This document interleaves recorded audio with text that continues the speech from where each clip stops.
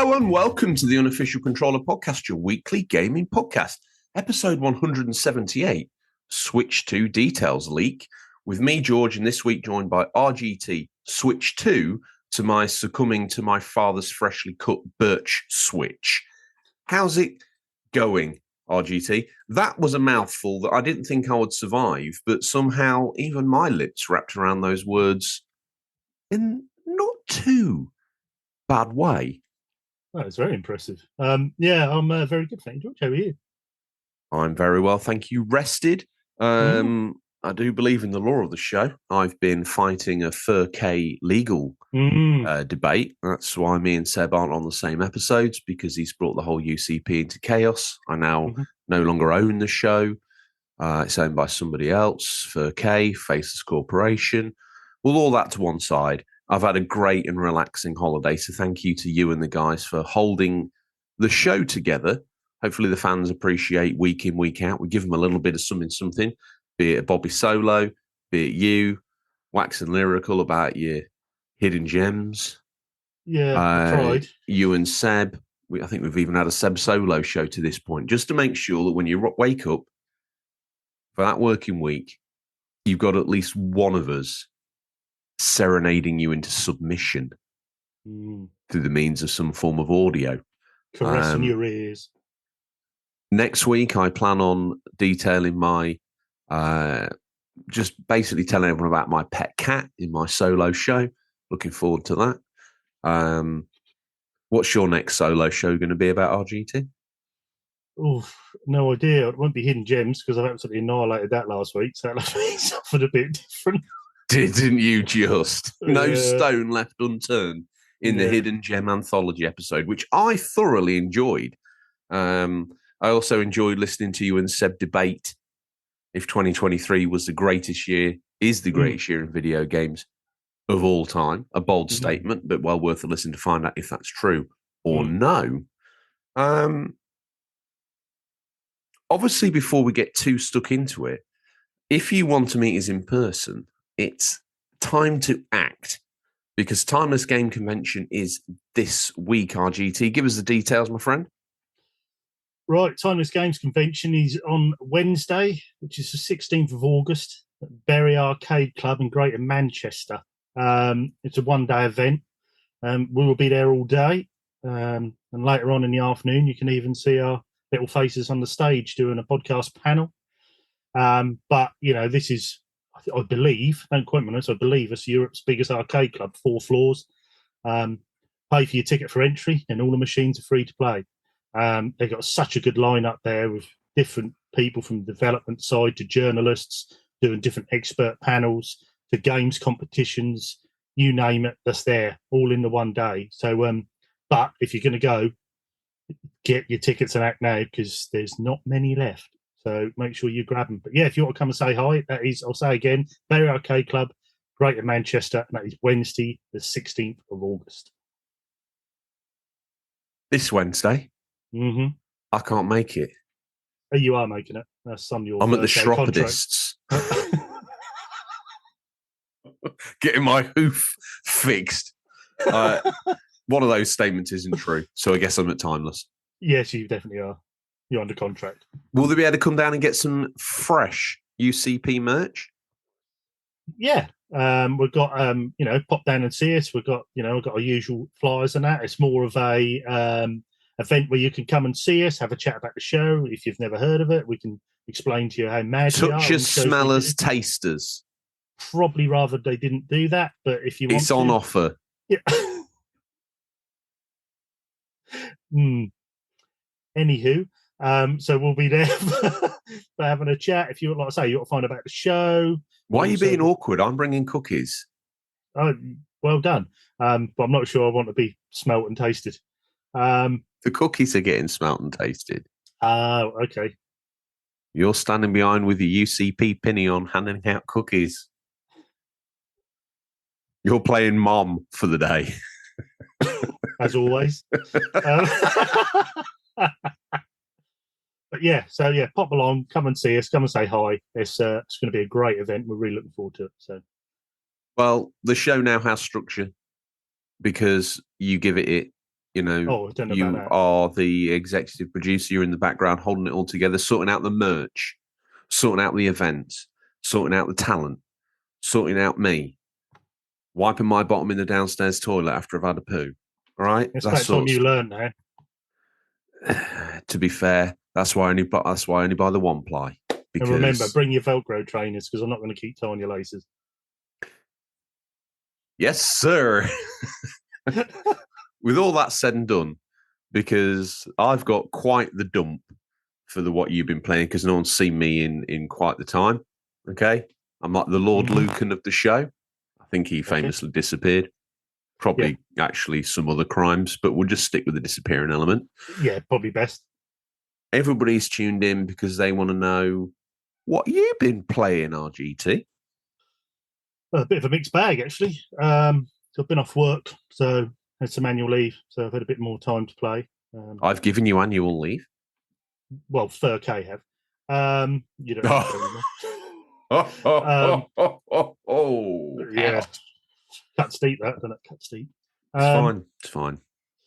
Yeah, so I had a couple of friends around the other night, which was who are in the Discord. So us RPG Chef Sam and Bald Border come round for we had a bit of a night. So we were playing. I kept trying to think of something we could all play. It's good fun together. It's quite easy to play. So we booted back up Trials Rising. Oh yeah, yeah, and we were having such a laugh playing that. So that was good. Basically, just going through the single player and trying to beat each other's times on the what did you play that on? PS4 Pro. Do you know what's a great game for that similar scenario? It's a bit off piece, but I did have a great retro game sesh one day with a friend on this Uni Rally. Oh, on the SNES. Do you know what? I've never played that. A lot of people say I do believe it's by DMC. It's a precursor to Rockstar. I do believe Uni Rally is one of the first games in there. I think portfolio. You might be right with that. Yeah. Write in and correct me if I'm wrong. Community corrections in the Discord or emails on questions at unofficialcontrollerpodcast.com. But I do believe that it is. So yeah, I think you might be right. But yeah, no, that's that. That's definitely that style of game. But it's just that sort of tongue in cheek and silliness that the game comes with your epic fails you can do when there's even bits where you're hanging on to a nuclear missile being shot up in the air, and but so much fun. So we played that for a couple of hours. And then we cracked on with the Axiom Verge playthrough. How's that going?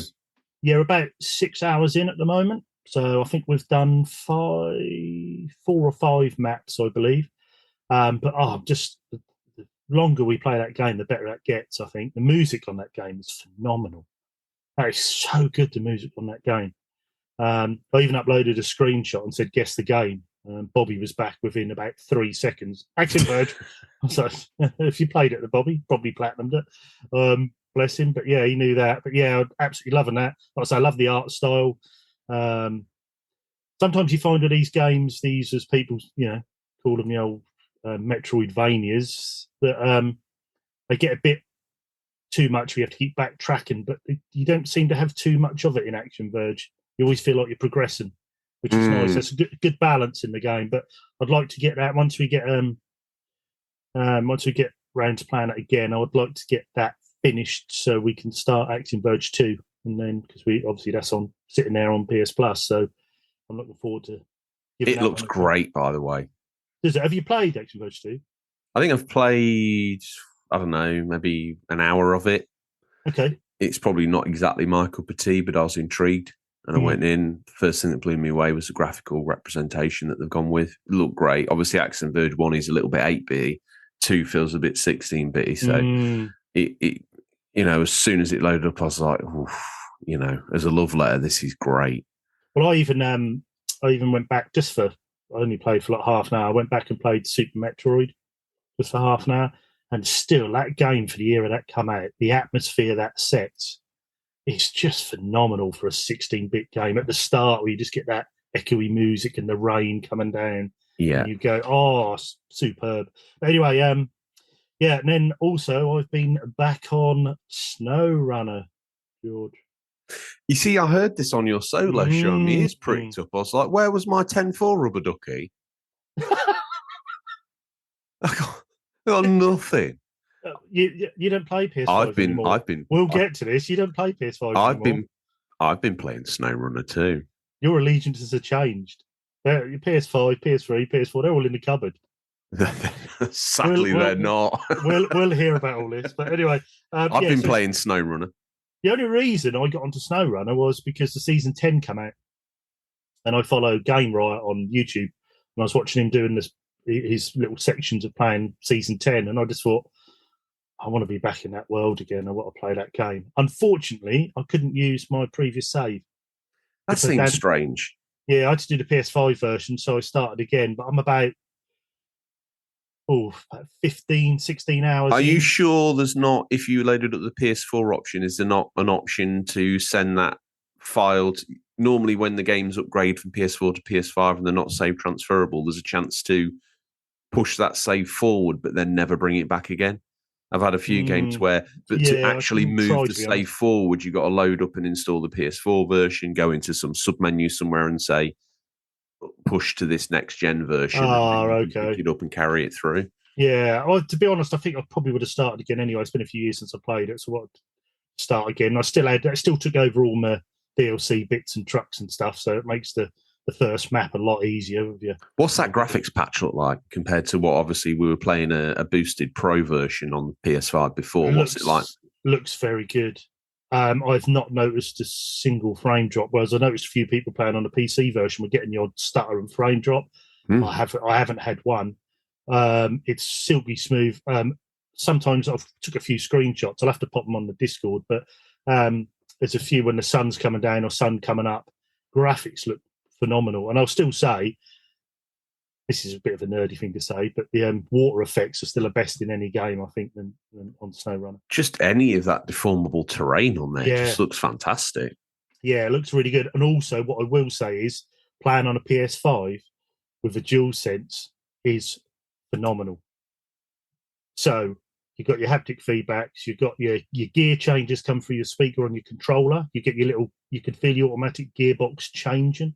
Not only that, if you damage your engine, the engine note changes because it comes through the speaker on your controller, and then you'll start hearing knocks and bangs, and you'll feel the engine struggling, and you can hear it all as you go along. Wow, I had a similar epiphany moment with the DualSense, which I'll get into shortly, but it was one of those moments where I was like, sometimes this is too subtle. Yeah. To get the recognition it deserves. There's been a few times where I've kind of poo-pooed it, but obviously having a break between picking up the DualSense and putting it down, I have noticed that, actually, at times when I said, it kind of just loosely supports it. When you've had some time away and you come back, you're like, actually, this wasn't loose support at all. This was actually really great support, but it's so subtle at times. It's hard to put your name on it. It's quite easy to make the whole thing vibrate, and I'm paying attention now because my whole body's shaking. Yeah. But it's the little nuances. Here's an example that I'll use. Witcher 3 on PS5 with the next gen upgrade. Me and Roach were riding down a pathway, like a hard mud pathway, and the feedback, it felt good when I was trotting. I could feel it coming through the pad. And then I came off the road and went onto some grass, and the whole hoof thing in the pad softened, because it was going into like mud and grass. So instead of that hard click, it went into like a thud. Yeah. And I thought, am I imagining this? Or is this actually happening? So I was on and off the road like a drunken man trying to get away from a country pub at about 3 a.m, thinking he'd been sneaky.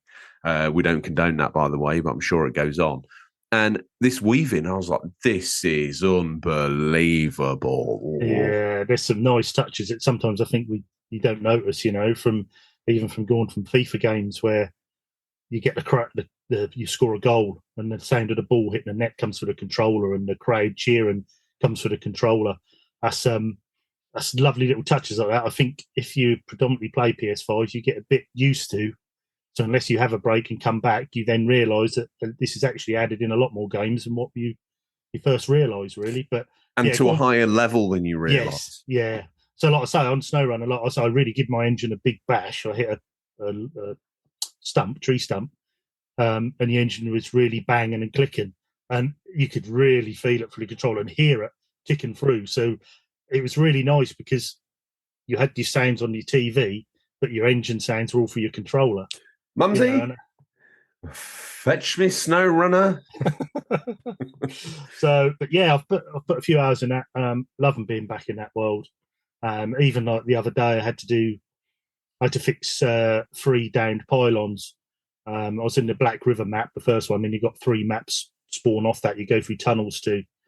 And I was doing the last pylons, flipped my truck, sent another truck out to try and flip it back over. I got it completely wedged, couldn't get it out, so I had to reset. So then I had to take these metal beams out, started on the first map, just plotted my whole journey. It took me about 40 minutes in our time. And it was all the way through Black River, got the tunnel, went through to the next map, plotted my route through there, all the way through, got the next tunnel. That'll be quicker now as well, will it? The load time between the two, because before it was a little egregious. Yeah, there's still a load time, but nowhere near as much. Nowhere near as much. When you click back to your garage, it's just ding, you're in your garage. I confess, I've been playing a little bit of SnowRunner too, but I've also. Where's my rubber ducky? We'll get to this, but I've also been bizarrely drawn back. I've not played it, but I've been thinking about it. Mud Runner. There's something about the presentation of that game and the actual mud deformation, which isn't in SnowRunner. In fact, Mud Runner is the more extreme of the simulations. Yeah, definitely. I did start with Mud Runner, but I found it a bit obtuse. It's very obtuse. But those moments of success that come in SnowRunner, I should imagine the climax you would experience in Mud Runner without any guidance, with nothing, must be quite the bone rattler. I think the only thing I found with Mud Runner was, you are right. There is that, but I remember I done one where I needed this trailer. I had to go and pick up something, and I wasn't very aware of the game or the way it worked. So I spent about half an hour dragging this trailer over through all these woods and God knows what else to find out that I just had the wrong trailer. So I had to go all the way back, and I just thought, I don't know if I could do this. I don't know whereas at least with SnowRunner, it's a bit more, it doesn't tell you what you've got to use, but it tells you what things are there and what they can be used for. Yeah. So it's a bit more, your journeys aren't quite so wasted. But yeah, I've been absolutely loving that. I've been playing a bit more Final Fantasy 16. I think the same. I'm about 15 hours into that now, I think. Still really enjoying that. I'm actually finding it quite a good game where I can jump in for half an hour, 40 minutes, get a few missions done and jump out again. But loving the combat, really liking the story. Mrs. RGT still liking following the story along. She keep asking questions and watching me play. So it's obviously a decent story there. But yeah, really enjoying that. I've been on the Lego Skywalker Saga on the Switch. I've got the PS5 version. Why are you playing that filthy little console? Oh, yeah, we'll get to this. Don't you worry about that. Yeah, so I've been playing that. I literally took that with me because I was boring. Long story cut short, my car was in for a service, and that's a little way from us, so we had to kill some time while the car was being done. So I thought I'd take my Switch, sat in a park and fired that up, and actually really, because I've got the PS5 version, actually a really good port on the Switch. Because I only played it in handheld mode, but good Switch port, you say? Yeah. Ears are pricked up. Yeah. That's because I said Switch, isn't it? But anyway. Hello. Sitting there in your Switch hat and your Switch t-shirt. And drinking from a Switch mug with a Mario toy. And he literally is, listeners, he literally is holding up a Mario toy. How the mighty have fallen. So calls himself a gamer. So really enjoying that, actually. I think I'll carry on playing that on the Switch. Like I say, I got the special edition on the PS5 and sort of dabbled with it a bit with Mrs. RGT, but never really got into it. I found it a bit same old, but for some reason that's appealed to me. Sometimes it happens with games though, you go back and I think it's probably its pick up and play format lends itself to the Switch's little screen and other bits and bobs. Yeah. So it just feels.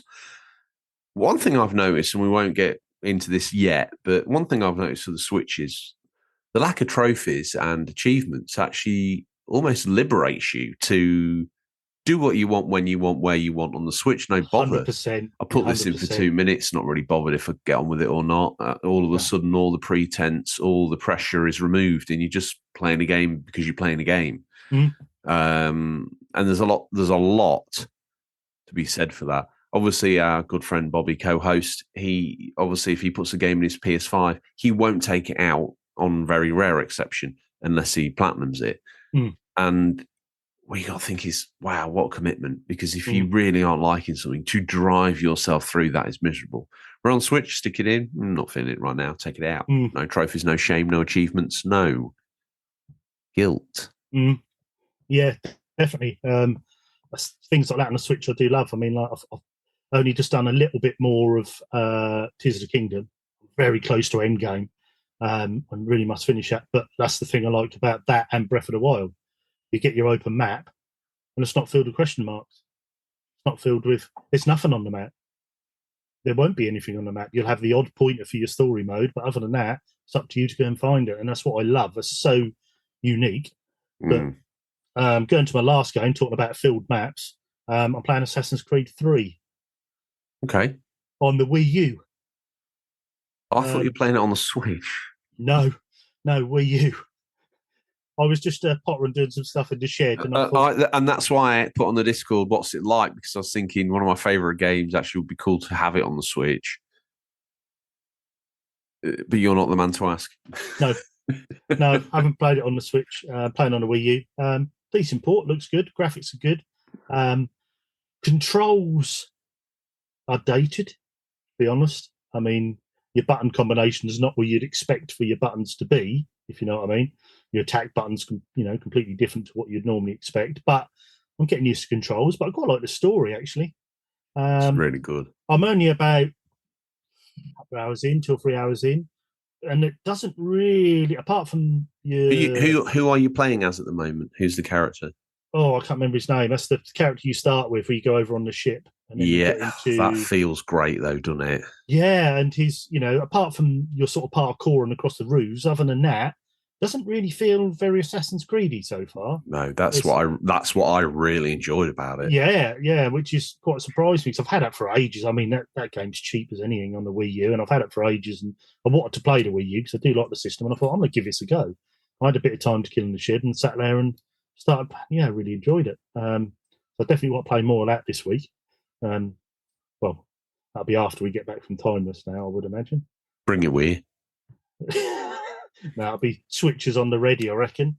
But yeah, that's basically what I've been playing. Sorry, it's a bit long-winded. And real men go out at Timeless and drink beer. Real men scurry back to their hotel rooms immediately after the show's finished and play Switch. In their pajamas. Like Bert and Ernie.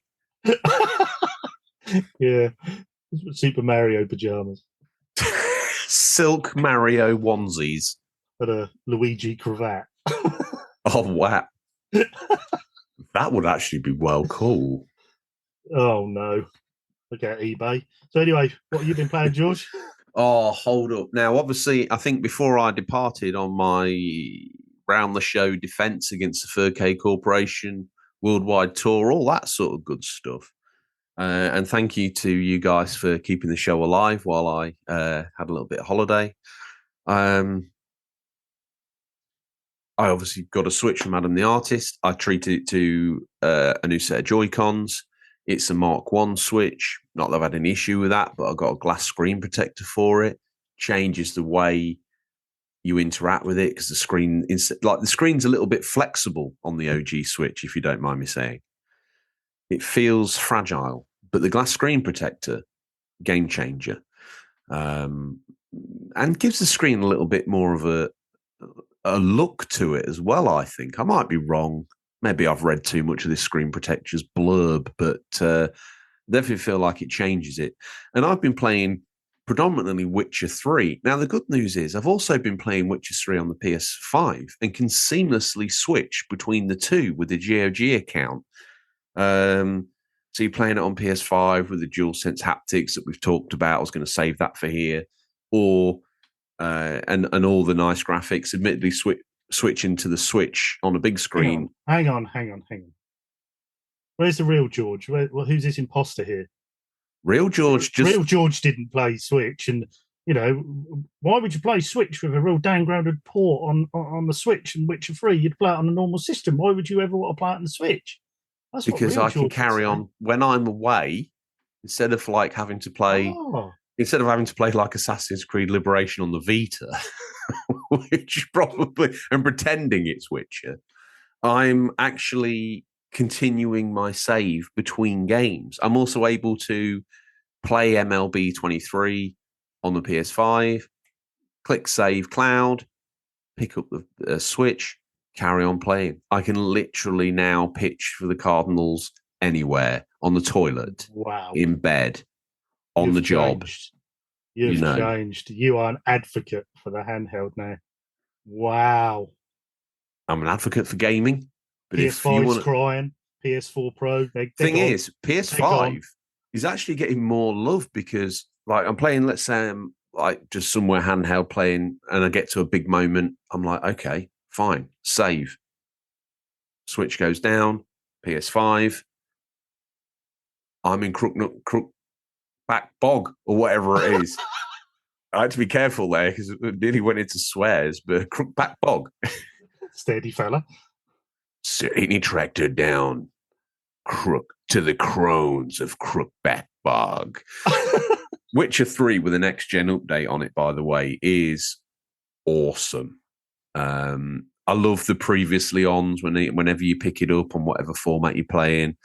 So it gives you like almost just a quick synopsis of what's happened before, and then you get straight back into the action. It covers the loading screens, admittedly, but at the same token, it just adds that little something to it. Cannot fault that experience so far. Obviously, on Switch, it is a downgraded port, and one would have to wonder. Best version ever. Best version ever. I'm not going to say that, my friend. Sadly, I'm not. There's been times when I was on holiday playing it, and it was a little bit like walking through treacle, and I was like, "Oh, crikey!" But then you get to a nice story beat. You know, you get to just doing some off-mission bits, like you're crafting this or you're crafting that, or you're chasing an upgrade here, or doing a little bit of a tidying up there. Admittedly, you don't just have to do that on the Switch. You can play the full fat game. But it's nice to be able to continue that. And it's enabled me in that regard to just keep playing wherever I am. Whereas before I'd have to, all right, okay, get back home. Yeah, fire up PS5. Yeah. Oh, load. Yeah, I'm in. Right, playing. It's now become not just the location, i.e. the couch. It's now become the location is anywhere. Pulled out my Bluetooth headphones, so I've got it paired to my AirPods, and I've got it paired to a pair of not the Pulse, but like a pair of Sony Bluetooths. You don't need a dongle for that; they're just on over the ear ones, and that's really nice. The soundscape is good. Been playing some SnowRunner on there. Been playing some Super Mario 3D World on there, the one with Bowser's Fury on the cart. That surprised me with the Nintendo, how actually you wouldn't have thought you'd have been compatible to use different headsets. I used the Pulse 3D with mine, as long as it's in dock. You just switch the dongle out, pop it in, and you got decent audio, Yeah, that's one thing. That's compatible. And the speed as well that it picks up. It's if I flick open my AirPods case, put them in my ear, the Switch just changes over immediately. And they're a good set of earphones. It's the next gen one or whatever it is, but the over the ear ones, the Sony ones that I've got, they were 20 quid. But the soundscape from the over the ears is awesome. I've always kind of preferred over the ear headsets. I don't mind in ears. I don't, but I think you lose some of that ear channeling. Obviously your ears have got all the ribs and moves in them, and for that reason sound channels in differently. So having the over the ears is a nice way to give you a bigger sound stage, which again I've enjoyed. So I've been playing SnowRunner on there. You wouldn't think that possible, but you know what? And on handheld, you cannot. You don't really notice. No, I did. I watched a video of someone playing the Switch version. They started it as a side, just to see how good the Switch version was. And I watched it on a big screen, and although you can tell it's a downgraded version, it still looks very good. They've done well.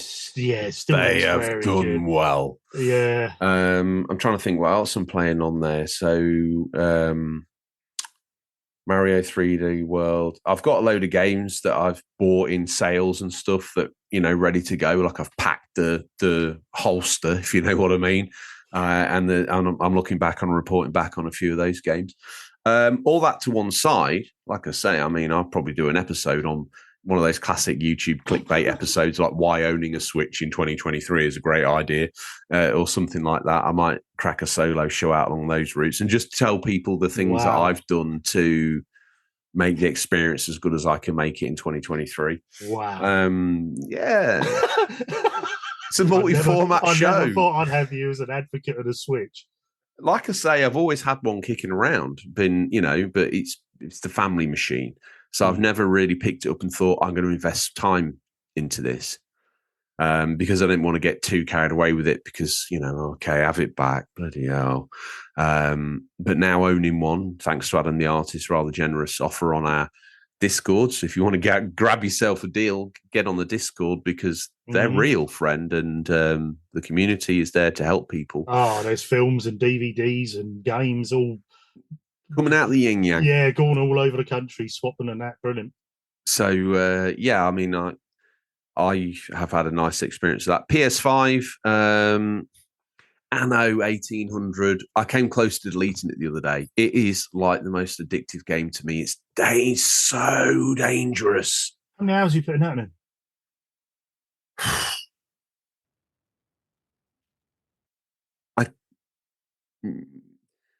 The PS5 dash says one thing, and then the in-game save counter says another one. The in-game save counter says 237 hours. Ooh. Wow, you haven't even had it that long. That's wow. I hope I'm reading it wrong, because the actual main screen game save says well over 60, I think. So, either which way, we're in deep trouble with this game. Can't recommend it highly enough. I'm not even at the end of all the advancements, but on the sandbox mode I'm playing it on, I've got the map down to me and two other enemies, randomly reoccurring pirates every now and then, but I've got such a massive dreadnought fleet now, I've just parked it in their base. So whenever they respawn, they just get absolutely annihilated. I've got fleets in different areas of the map. So I've got my Caribbean fleet, I've got my old map fleet, and they just sit there, just purring away, ready to display naval dominance at a single moment. So is it an end game to this, or is it just? I don't know. There's a hell of a lot more evolution of the sort of technology chain still to come, from what I can understand. But it's dangerous because I hopped on it the other day at like 9 o'clock. I thought I'll just do a couple of things. I was down the rabbit of a supply chain. Next thing I know, it's 3:30, and I'm like, oh, I ought to go to bed. But and it's like, no. And that's why I came close to deleting it. It's like, this game to me, you start doing one thing, then there's something else, then there's something else. And as your empire expands and you've got islands on different parts of the world and supply chains that link not only those islands, but then your main island and back again, and keeping your population right. Suddenly you see a population dropping, you're like, oh, what's the problem? Oh, cigars aren't coming through. So there's a shipment's gone wrong, or the crop hasn't worked, or whatever it is. So then you have to then chase that down the rabbit hole. Like, why, which part of this supply chain is not working where this has actually caused a population drop? Then you have to fix that. Then you're fixing something else back there. And the whole thing just links through. I'm going to have to do some major changes to my town, I think, to get to the next advancement, because we need electricity running all the way through it, and they complain about pollution and all that other stuff. So you have to position it right. And I've been trying to, my main island, my capital, I've been trying to de-industrialize it and move those sections to other islands, so the main population doesn't complain too much about this or that or the other. But I've got a museum, I've got a World's Fair taking place. I'm like 3/4 through the building of that. It comes in stages. I could go on for hours about this game. Other game I've finished, Fallen Order, finally. Throat chop that. It's a shame where I got gated where I got gated, because ultimately after that, probably the best part of the game. Okay. For me anyway. Everything I've complained about actually gets kind of resolved in that last hour, 2 hours of gameplay. There's some strange choices in the end, which I did question as it was happening. I was like, oh, right, they're just going to go along with that, are they? Fair enough, okay. You know, who am I to judge? But that section post Jeddah I thoroughly enjoyed. I thought it was great. There's some obvious twists, some not so obvious twists, but all in all, when that actually finished, I'd enjoyed it. My annoyance being that section where I got stuck, and I'm getting older and my skills aren't as good as they were, but, you know, I think it is, you know, I think it was more me than anything else. Yeah. Sometimes you can't fully commit to a game because of different things going on, so maybe I had a little bit of skill fade. I think overall, I'd say I did enjoy the game. Was a little bit annoyed by, you know, that strange gating for me, maybe due to lack of skill. I don't know. As I say, the older I get, the worse I get. But yeah, the ending and the sections after that, I thoroughly enjoyed. So, you know, heartily recommend that. I've still not jumped back on the Final Fantasy 16 bandwagon. I kind of know I need to, but as a fan of some of the other versions, I've not been getting what I want from this one. I'm not denying that it's a good game for some people, but I'm not really digging what this gives me in terms of like the Devil May Cry gameplay and other things. I said to you before, I think if you're a diehard Final Fantasy fan, you're going to struggle. If you're not really into the Final Fantasy series like me or a few others on the Discord aren't, you don't really look at it as a Final Fantasy game, just look at it as a good action game, you know, a linear sort of RPG, really. I don't know whether I saw it this morning or when, but I see Harvey Retro's finished it and he thoroughly enjoyed it. But I think he's a Final Fantasy fan as well, so he missed the elements that normally made a Final Fantasy game. You know, having a party, and obviously I know it's action, not turn-based, but I think he missed those elements of it. So I would imagine he's probably played it more as an action RPG rather than a Final Fantasy game. But yeah, I think I was wondering as well. I got Forspoken in a deal, super cheap, and I was wondering about putting that on because that's obviously made by the Final Fantasy 15 team with the Luminous engine, which to me is Final Fantasy. I've heard all these reviews and this, that, and the other, and I kind of looked at it and thought, everything you're saying that you don't like about it, it's probably what I need and want from a game right now. So maybe Forspoken being aimed at 14-year-old girls is exactly what I need. So overall, I've had quite the gaming experience. Enjoying being able to game a lot more. Still not able to take those AAA gaming moments on the go, and I don't think even the Sony Q is going to fix that because obviously it's going to be Wi-Fi and streaming based and yada yada yada. And the more I learn about that, the more obviously you and I are in the premium tier of the PlayStation Online thing, so that's great. But I've dropped now. I'm in the one down. What? Dropped my thing ran out. I had a year of premium because that upgraded me from now, so I switched down to the next one because I just thought I don't know if there's enough in premium. I think I'm locked into the premium till 2026. I don't need to pay anyone anything again until then. Yeah, you had a lot banked up on that then. I had a lot of every time I saw a deal on the standard membership, I got it. Yeah. And I didn't realise, I always forget because it's quite an obtuse place to go into the menu to find when it expires. But every time I saw it come up and it was anything less than the normal price and I had the money, I thought, I'll get that. But then you forget what you've got and what you've got. But then when it gave me the option to upgrade to premium and that price was discounted, I was like, yeah, I'll give this a go. It's only 12 months, isn't it? Then you look and it's like, you've got premium till 2026. It's like, oh, okay, well, I'm in for it now. I'm on the ride. Yeah. It's all bought and paid for. When that moment comes around again, I don't know. I get sidetracked because I do believe the Sony Q is going to probably be most usable by those premium players because of the PS5 streaming that it offers. I think that might bolster that experience. I don't know. Anyway, I meant to say to you before we go on to the next bit, did you get the beta for the PS5 for the new system? No. Oh, that's surprising. I thought you'd have got that. Well, I got the beta for that. I've been just trying that out with a new system. That's quite good. I've been hearing a lot about the 3D audio, but I still can't find a way to make 3D audio compatible with a 5.1 surround sound system. So I was going to research that this afternoon. No, it's not 5.1. That's Dolby Atmos. Yeah, I don't know why they've skipped 5.1 when they promised it would come. To be honest with you, Dolby Digital to me is already a very good way of doing it. And I do sometimes feel I might be wrong when I experience it. I've heard it on headphones and think it's a nice alternative to 5.1 or 7.1 or Dolby Atmos, don't get me wrong. But I just wonder if it's a bit gimmicky. We'll see how that rolls out. I mean, I had some good things like they're now doing the controller assist.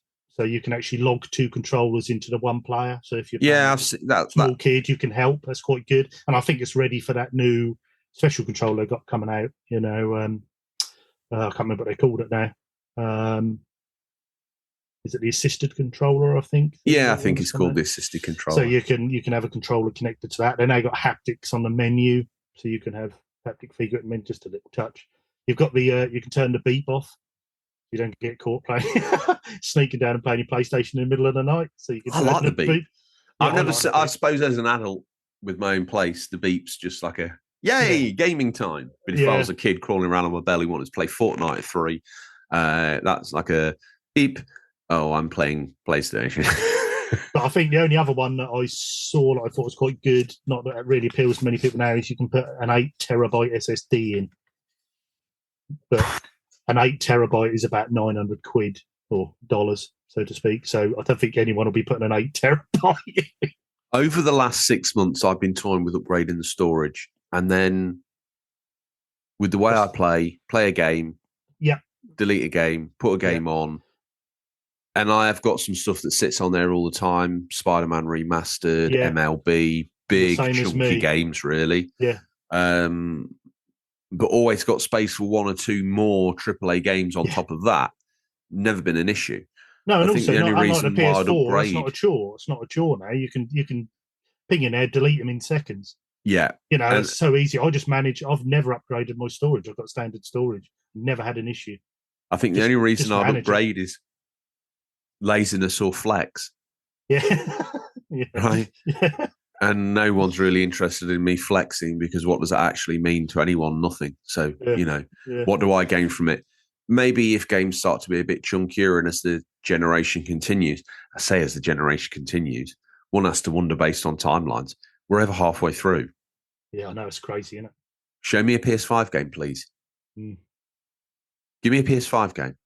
Give me something that melts it, because I'm starting to get a little bit frustrated with the fact that it's basically a PS4 Pro. And I think the same could be argued at the Series X as well. Like, there are some games out there, but there's nothing out there that's melting these bad boys. Well, no, Starfield's come out locked to 30. These systems should be 4K 60. I don't care what anyone say. And still no one's been able to do it, which is... No. This move, much vaunted and wanted as it was at the time, and kind of like further incensed with all the issues we've had with supply and all that sort of stuff, constrained supply lines, yada, yada, yada. I get it. But give me a game now. I think that for me, the big, your PS4 Pro was a slightly shinier PS4 graphics. I won't be doing that again, by the way. I won't. If they do a mid-gen upgrade this time, I won't be doing it this time. They are, and they will be. I know they are. But what it does is it steals away. If I'd gone from vanilla PS4 to PS5, I'd be wowed. Having gone halfway and then very 5, true. I'm not wowed. I got PS5 day one. I was like, okay, what of it? That is. Some games do look gorgeous. They do look good. You're not getting the 4K 60. I think the biggest difference is It's more on a technical thing now. I find. I think your biggest upgrade is controller. 3D audio. It's the little bits and pieces all in the background. But as for the actual upgrade in the software side, where you're really expecting, like I keep saying, 4K 60, we're not getting it. No one's been able to do it, which is odd. I find strange. With ray tracing on all of it, as promised, across all systems, nothing. And it's make you wonder if it's deliberately handbrake so that the Pro can do it and get the market up on the Pro. Makes you wonder. Well, they don't make the Pro anymore. Oh, you mean the new Pro? The new Pro. I say all this now, week 1, day 1. Count me in. Yeah, sitting in a PS5 Pro hat, DualSense Edge t-shirt on. Oh, best system ever. Forget the Switch. I've got a PS5 Pro. Best system ever. Well, save the Switch talks. We've got some good news coming up for listeners in the news. I think that's probably draws a line under what you've been playing, a little bit of catch up for everyone, a little bit of an insight into my brain and where I'm at. Life's a little bit different these days, so the Switch does actually play into jumping from one couch to the next and carrying that going on. The Switch solution is better than the PlayStation Cloud streaming solution, if I'm being honest with you. Definitely. And it allows you to play like Witcher 3 on Switch is a downgrade, yes. But is it better than streaming the PS5 version to a PS4 Pro on a different couch? Yeah, it is. Actually, it is. Just for the response of the buttons, if I'm honest. I found that experience with a few games. Listen, no one came here to listen to what I've been playing, I'll be honest. And no one came here to listen to find out what you've been playing. Well, to some degree they have, because guess what? As always, every week, and as I found out last week, you bring us a hidden gem down from your massive back catalogue of unplayed games. You have to have unplayed in there. I mean, it's correct. But, you don't have to but every now and then you pull one down and you discover a hidden gem, which is great. That's what a library's for. Have you read every book in here? No, but I'm looking forward to. RGT, it's hidden gem time. Yes. Do, re, mi, fa, sol. Perfect in tune. RGT, yeah. He's like the Lone Ranger, riding on down to bring hidden gems to me. Oh, I've missed that. No one else has. It's lovely. I'm grateful you have. Yeah. So this week we have a last gen games. Got a new one. I played this on the PS4. And it is developed and published by a company called Microids. Or Microids, however you want to pronounce it. That's got him thinking. 2016 this was out. It is I would say, sort of an adventure investigation. Some people call it a point and click game. Really? Not normally my sort of games, but I did really enjoy this one. Come on, give us it. It is the ABC Murders. Hercule Poirot. Completely over the top of my head, I'll be honest with you. Tell me everything about it and why we need it in our lives and why it's a hidden gem. Well, at the time, I think it was pretty mediocre ratings. I don't know if it was just one of those games that sort of passed people by. I think a few people played it, a few people reviewed it. I got this, Mrs. RGT got me this for Christmas one year, and I actually played through this with my dad, who's not a gamer at all. But the actual having, Poirot on screen, going through the puzzles, solving the mysteries, he loved it, and we played through it together. So it's got an extra little special touch to it for me. But it's like cel-shaded graphics. Looks really nice. The investigation's quite in-depth, but user-friendly. The voice actors are really good. If you ever watched the TV show back in the day, it really sets that tone of the show, which I think is nice. Yeah, really good. It's got all them little nuances of Poirot in there. And I just really enjoyed it. It's cheap. If you get the Xbox One or PS4 version, you pick it up for $6 to $10. There is, and this is why I picked this, because of your new love of the Switch. This is available on the Switch. As it's a bit of a newer release on the Switch, it's £20 to £30 on the Switch. Mumsy. Yeah, get the credit card, Mumsy. eBay. You can also get it on Steam. It's £11 on Steam if you ever go on there if you're a PC player. I just really enjoyed it. I think it's a bit slightly different to the book. I think there was 4 murders in the book. There's 3 murders in this, but you go around and solve each crime to try and track your way to the eventual finding out who the killer is. You go to different locations, and you have to explore the scene, find clues. Lovely puzzles in there. Some real, for instance, it's a game puzzle, so you'll find a jewelry box, and you've got to work out to unlock it. Forgive my ignorance, but just to help people understand at home, is it more LA Noire or is it more Monkey Island, Scum VM editor style game? Well, no, it's not. With like your Monkey Islands, some of the and all that generation of point and click, some of your puzzles are completely obtuse. Yeah, really they are random puzzles. These aren't. These puzzles use feather with jam jar. Yeah, exactly. I mean, I think I played some of the Deponia games once, and I had to find a key. And to find a key, I had to put a wet sock in a bin.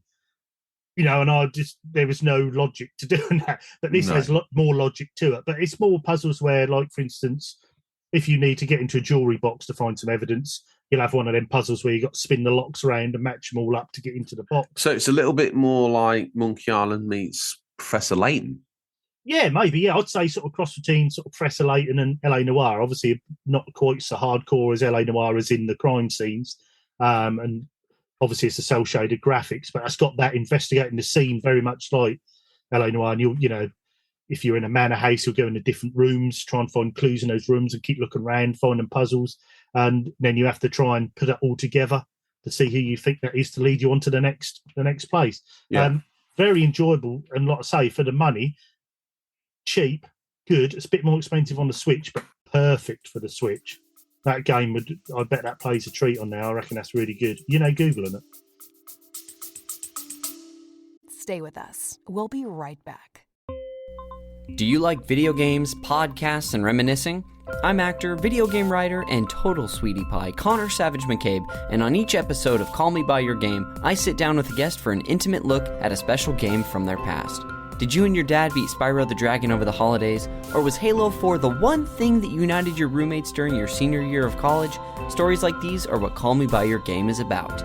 From video game content creator Janet Garcia to Hades voice actor Courtney Vinay's, I interview wonderful comedians and game industry friends about these memories. Check us out wherever you get your podcasts, and maybe someday you'll call me by your game.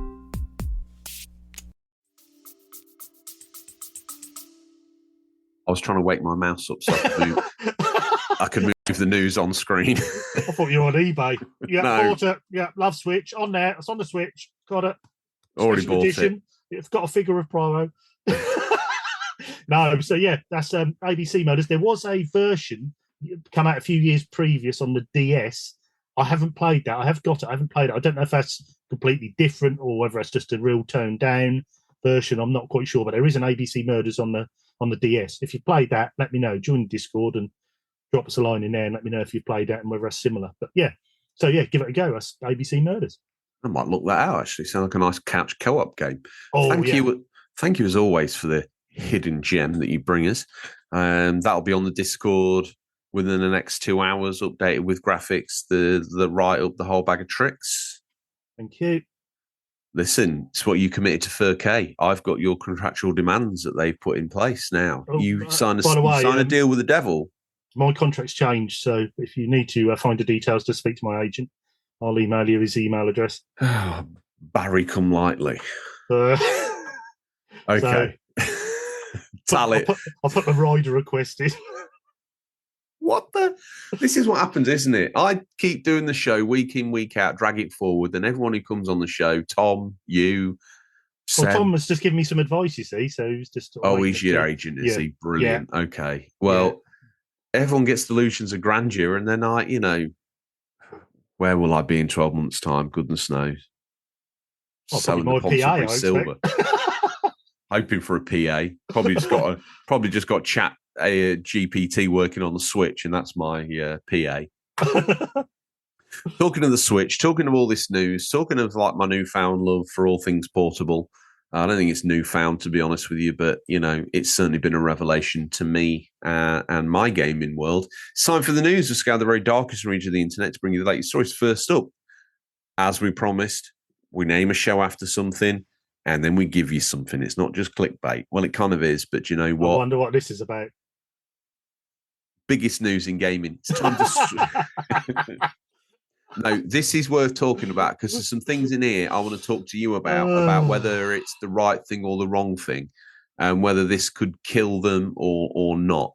Obviously, we're going to find out about its form factor and all that other good stuff. Anyway, it's time to switch it up. The Nintendo Switch 2 could come with a bigger 8-inch display and 512GB of on storage, but also stick with an LCD panel rather than an OLED one. That's going by the informed claims of gaming tipster Nate the Hate and corroborated by Andy Robinson at Video Games Chronicle, who claims to have sourced with knowledge of Nintendo's next-gen console plans. Nate the Hate says that based on what he's hearing, the Switch 2 will sport an LCD screen measuring 8 inches, thereby offering an upgrade over the 6.2 display on the original Switch. The screen would also be bigger than Nintendo Switch OLED 7-inch display, but use a less advanced panel. The tipster also claims that while the Switch 2 will use cartridges like its predecessor, it will offer a new format of cartridge and also have a 512GB of onboard storage. That's a notable upgrade on the somewhat miserly 32GB found in the original Switch. When discussing these rumours on the VGC podcast, Robinson said that Nate the Hate is on the money, and both tipsters have the Switch 2 slated for a release in the second half of 2024. The latter would go against other rumours of an early 2024 release.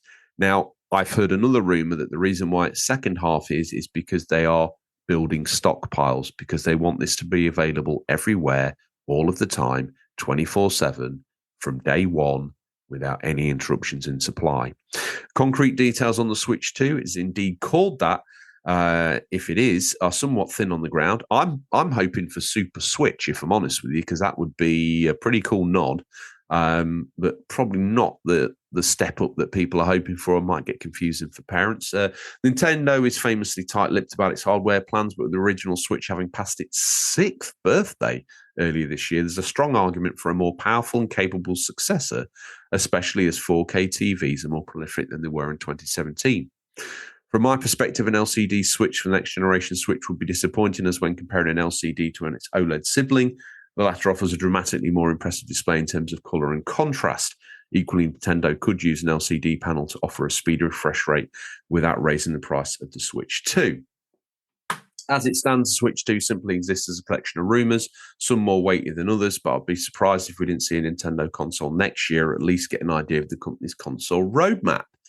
Now, there's some stuff in there that I want to talk to you about, okay? Mm-hmm. Now, Switch 2. Some would argue about time. Okay. To be honest, is working for me. The Switch 1 at 6. They're still smashing it with sales on the Switch. So really, okay. So until that tails off, why change it? I would say, knowing Nintendo, they probably don't need to, but they also know they need to do a little bit of something. One thing that bothers me slightly is the plan to switch to a different card. That, to me, would herald no backwards compatibility, which would immediately put most people's Switch collections in the bin. Is that an issue? Yeah, maybe not. You say it is because you're a consumer. But from a studio and Nintendo's point of view, if you launch a Switch 2 and people are buying Zelda Tears of the Kingdom for it rather than your new game, and you are bringing out a game for Switch 2 and you're competing with the whole back catalogue of the Switch 1, that limits your ability to penetrate the marketplace. This is the cold, hard business of it, RGT. Don't shoot the messenger. That's not consumer friendly. If they're launching that and it's not backwards compatible, they better have a lot of games ready on launch. Okay, let's talk about consumer friendly. Because also, if they're launched with an OLED day one, what they're going to give you in 3 years' time. Well, that's what we were talking about before the show.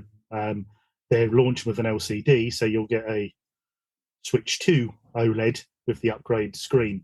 On the screens, I did know about this, so I tried, because Mrs. RGT plays a Switch Lite, and I have an OLED.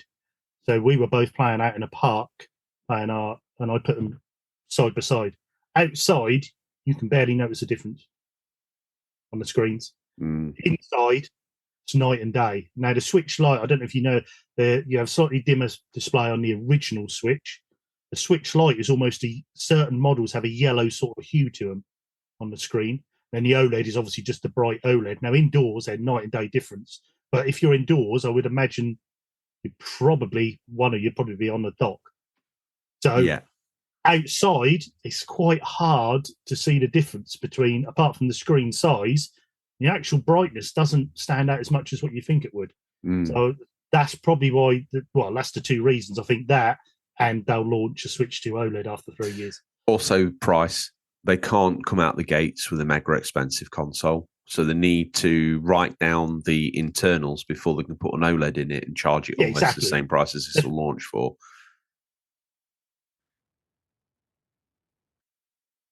They need to keep the price low. Yeah. So backwards compatibility, I would personally speaking, that would annoy me, having just recently picked up a few Switch games. Not being able to transfer them to the 2 is demoralizing, to say the least. But what does excite me is the expansion of the onboard storage from 32 to 512, half a terabyte there. That seems a lot. I'm surprised they went that big with that. These are all only rumours, taken with a pinch of salt. I mean, normally they're quite stingy with their storage side because, as we all know, that's normally one of the expensive parts of consoles, is the storage. If it did come with that, I'd be quite impressed. But then if they're running bigger graphics and bigger games, then, you're probably going to need it. So, question. Will you be, if it is everything that we just said it was, it's not backwards compatible, it's got the LCD panel, it's got the highest storage, it's released in the second half of 2024, allegedly, are you going to be there day and date or no? No. Okay. I wasn't with the Switch. I was a few years before I got into the Switch, and I'm still really enjoying the library on the Switch.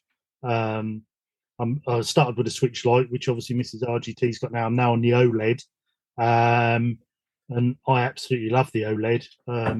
Brilliant screen. Still got loads of games I want to discover and play on it. So the silly thing is, I'd be more tempted if it was backwards compatible. There still may be. We don't know. I mean, I've heard rumours it is. I've heard rumours it isn't. But if it isn't backwards compatible, then I won't hop on that for a few years until there's plenty of games out there that I want to play. What would be quite harsh is if they actually, what they're going to have to do is draw a line in the eShop as well. Yeah. Because if you can't bring those forward, or if you can bring your digital purchases forward, but you can't bring your physical purchases forward, I see that hurting them as well. Because every time I go on Instagram, I just see people stood in front of a wall of red. And it's their physical Switch collections. And they've got literally everything. And they've been loyal Nintendo fans. Now, whether they're loyal Nintendo fans or, as I joked before, is it a flex? Is it for the gram? Are they all sealed? Who knows? It's their life. They do what they want with it. So would that hurt them, or would that person just start collecting all the different colour spines when the Switch 2 comes out? Is that the game, or is the game to have as many games because you love that system so much? I'm finding it hard to sort of differentiate between the Nintendo fans as to where they are, really. It's a bit like a Disney collector or a comic book collector. It's like, where does this start and stop? And you and I have got, well, yours is bigger than mine, let's just put it that way. But you and I have got retro gaming collections. Is it the collection that does the collection define you? Or do you just love gaming anyway and this is a byproduct of it? This is what I'm trying to pick out. Are the hardcore Switch owners, of which there are people out there where Switch is their... It's a lot of them out there. It's their main system. They've got nothing else, but they've got the Mario hat, the gloves, the hat, the figures, the T-shirts, They post wonderful pictures of Ninty nostalgia of the SNES game and the Switch equivalent with the Wii U nod in the background and all that good stuff. Let's say they're your hardcore Ninty fan. Does any of this put them off? Does any of this annoy them? Or is this just part of the process? I think if it was backwards compatible, I think people would be all over it, because if you can drop your Switch cartridges in, I think they'll be on day and date as soon as they're released. I think, like you say, the people who've got walls of Switch games, then if you've still got loads of games you've still got to play, which a lot of them still do have, then they buy a new system. Technically, you either jump on board with that new system and keep dropping back, or you carry two systems around with you.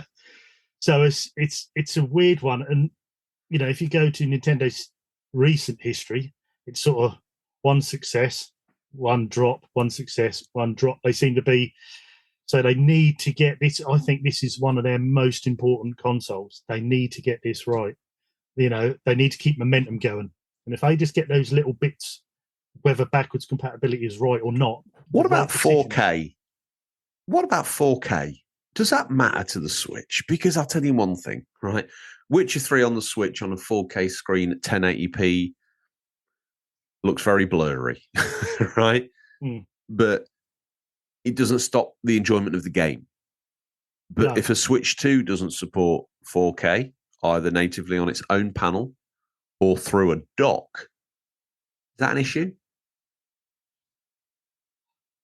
I think to warrant people buying a new system, you need to give them a reason to buy it. And I think 4K is one of them. You need the bigger memory. You need 4K. You need to have an upgrade. We've been talking about this with the PS5, PS4 Pro in this episode. You need to warrant an upgrade. And I think 4K probably is. I mean, I find as well, if you play like Mario games or more, unrealistic games on the Switch on dock, I've got 65-inch TV, so that will show up anything but which is weak. But if you play like your Mario games, they look good. They look good on a big screen. They're crystal clear, they're lovely. That's when you play the ones more ported over, which need to be technically would benefit from being 4K, like you say, The Witcher, SnowRunner, games like that, where you can notice a bit of the blur on. But I think if you want people, if you want the enthusiasts and the collectors, the people who love Nintendo to warrant buying a Switch 2, then it needs to have the upgrades to make warrant buying it. And I think 4K is a must for them. I think they always tend to be a generation behind with technology, don't they? They do. And I think also my other biggest bugbear, Switch. The fact, this is a little bit in the weeds, I'll be honest with you, but hear me out. The Wii U's guilty of this as well. The fact they support PCM because it's free rather than going down the sort of Dolby Digital route for the surround sound. Yeah. Because unpicking from one to the next in a system that's all, it's all plugged in and set up now for everything else, which adopts the more mainstream medium for sound representation. To only have the Switch in stereo does my nutting. Yeah. Obviously, when you're playing handheld or you've got a headset on, Bluetooth headset, it doesn't matter. Yeah. But if you want to enjoy it on the bigger stage, because let's say I'm playing the PS5 version of Witcher 3, the wind is whistling around me, people's conversations fade behind me. I don't know if the Witcher 3 supports, in fact, it does support surround, but obviously only through LPCM or PCM, and therefore through my system, it represents. And I'm not unpicking everything to put everything back together again for that one machine. I'm not doing it. Yeah, so what about them adopting, we were talking about, 3D audio and things like that. They're miles behind. Oh, yeah, definitely. I mean, the Joy-Cons are the Joy-Cons for a reason. The shape of them, you can slide them out, you can use them as controllers. They're very versatile. But when you actually think of the technology and the hardware, and then you go to a DualSense, and where Sony are trying to push the limits to, obviously, Xbox haven't gone down that route. They've kept their controller as their controller, but the Sony do tend to be the innovators of these sort of things, and they've had a lot of misses and a lot of hits with their stuff. But the controller, for me, that's the real true next gen. Now, Joy-Cons are good. I find them a bit fragile, and I find them small, like you say, you've been playing with what they call it, the dog face controller, where you just click your Joy-Cons in and play. Yeah, that's okay. They're pretty good, but it'd be nice if they took them to a next level. Don't just switch analog sticks in and buttons. My only issue with that is what's great about the Switch is that it's basically flat. Yeah. Which means carrying it's easy. I've seen all these horrid split pads, this, that, and the other, where they've all got these big bulges on that goes into your hands, the ergonomics. Yeah. Then you need a case, and all of a sudden you carry around, you look like a mafia hitman carrying around a violin case. You look a muppet. Whereas you do, don't you? Yeah. You look like a virgin. If I'm in handheld mode, I just use my Joy-Cons on the side, standard Joy-Cons. Nothing wrong with it. Nothing wrong with it. And even if you go down the park as you were with Mrs. RGT, romantic gaming date that you had, Mrs. RGT, if you just want to go down the park and have a glass of red wine, Chardonnay, I'm here for you. Well, no, you'll be taking the Switch. You'll be honest with you. I've got a Switch, Mrs. RGT. I only bring the Switch down to go on YouTube and play romantic music, Mrs. RGT. That's all I use it for. Oh, dear me. I don't even know where this side ramble was going. We're talking about Joy-Cons. Oh, that's it. The Switch, even I've got a pair of jeans where it actually fits in the pocket, and I'm not even bothered. I'll throw this thing around like it's dead to me. Because... Well, I don't actually. I carry it around. If anybody out there's got a Nintendo branded Switch screen cleaning cloth, I've got a normal microfiber cloth, but I want the Switch logo and Nintendo logo on it. Anyone got one? Reach out to me in the Discord. My God, what has happened to you? You have 2 weeks off and you come back. I'm a Nintendo fanboy. Mario dungarees, Luigi headband on. Oh my God. Just ordered the Luigi cravat you mentioned earlier. I didn't know such a thing was available. Use I tell you one thing they are, though, is they're generous in their rewards program. Yeah. I've had a game out of them already.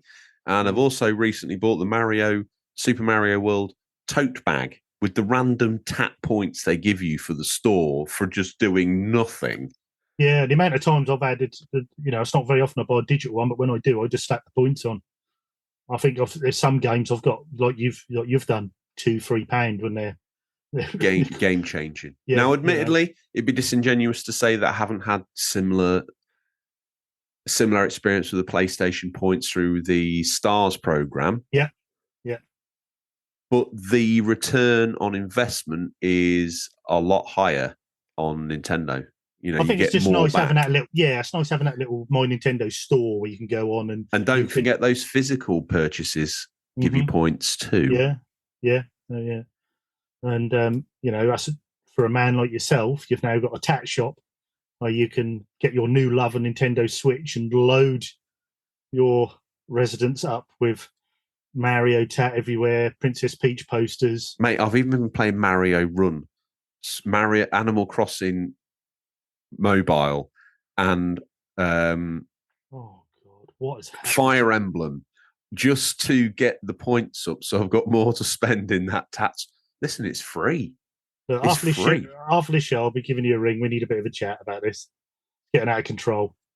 Why? I've just found a place where I can get free merch for signing into Super Mario Run.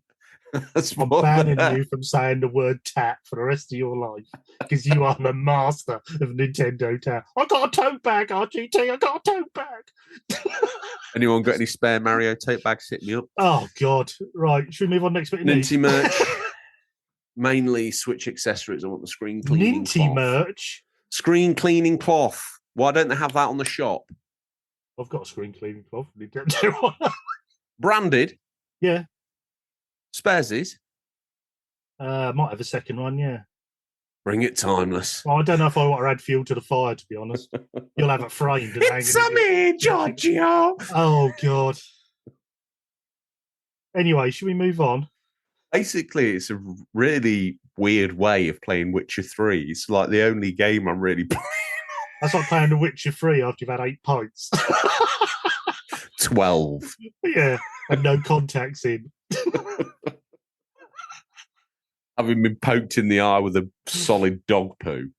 I'll tell you what, though, if you played Witcher 3 on the Switch after having 12 points and no contacts in, it's going to be unplayable, isn't it?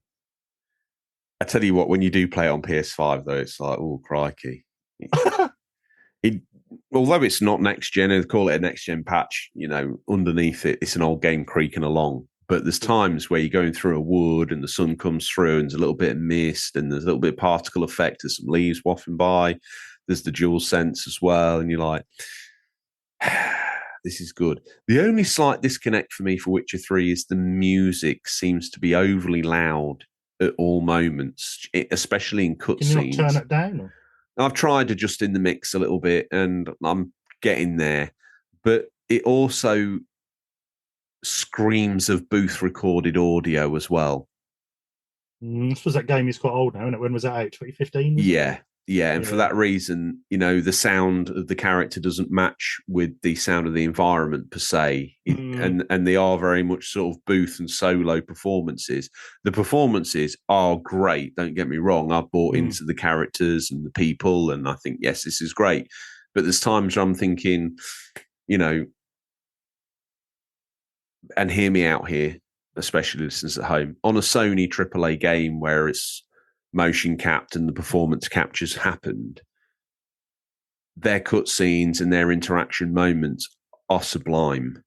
And I think that has sort of tainted other games that are using traditional way of doing it, kind of pulls them down a little bit. If I hadn't experienced those, I'd think, wow, Witcher 3 is phenomenal. But, if you put Witcher 3 interaction moments against something like Ragnarok or Last of Us Part 2 or something along those lines, it does feel a bit behind. Graphically, not at all, but, in other moments it does. We get sidetracked. Let's rabbit through the rest of this. Give me this next bit of news, good squire. No, I got it first. No, it's mine. In an amusing but inevitable twist, considering Sony still holds the Call of Duty marketing rights, the upcoming Modern Warfare 3 will be playable first on PS5 and PS4, despite Microsoft's ongoing attempts to acquire publisher Activision Blizzard.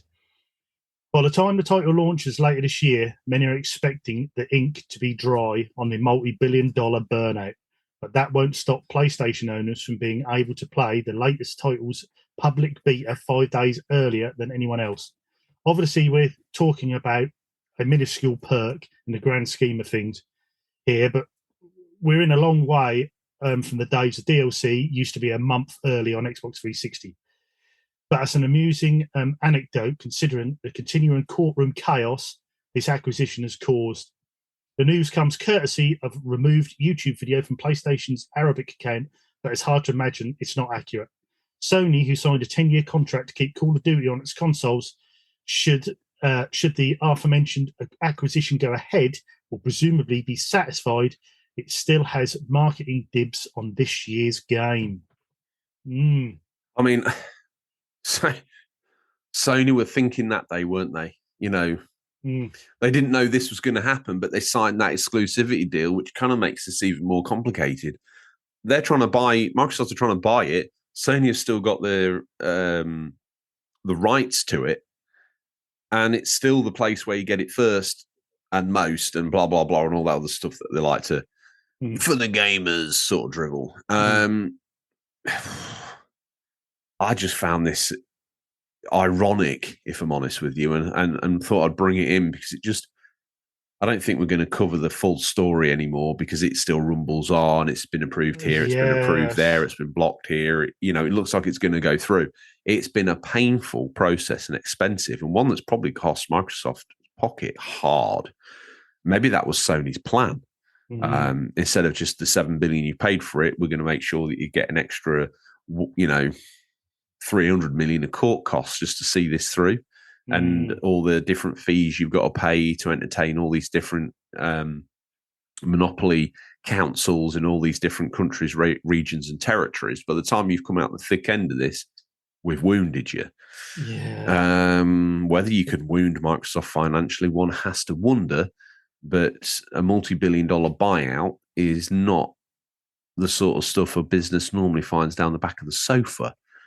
For then that to get walked through all this and then still do the whole come here for the beta 5 days early, everybody, just made me laugh. Like, this whole thing is a joke. And 10-year exclusivity deal or a 10-year, acquisition contract to keep it on Sony. I just don't know with the way it works. Is COD got the legs to be a 2-decade market leader? I think it's already on the wane, isn't it? I think the numbers are already dropping on COD. So I don't know whether 10 years' time, are we getting to the end of the multiplayer FPS games? Is that I see maybe Warzone maybe being the thing that people probably persevere with. I know people get the yearly updates or whatever they are now, bi-yearly. I don't even know or care, if I'm honest. I'm sorry, listeners. But it's all a bit lost on me. Will it still be worth anything? One has to imagine that they're still pumping the money into it. It should be, but there's no guarantee. Who would have seen Fortnite coming? And when the next big thing comes, will that demolish all this, or will there still be a corner of the internet for COD and realistic shooters? Realistic, I'd say that with a pinch of salt. It's a tricky one because I don't know whether that goes in, whether you have cycles of what's popular online. Like I say, will FPS games, multiplayers, will it be replaced by something else? I think your online game is always going to be strong.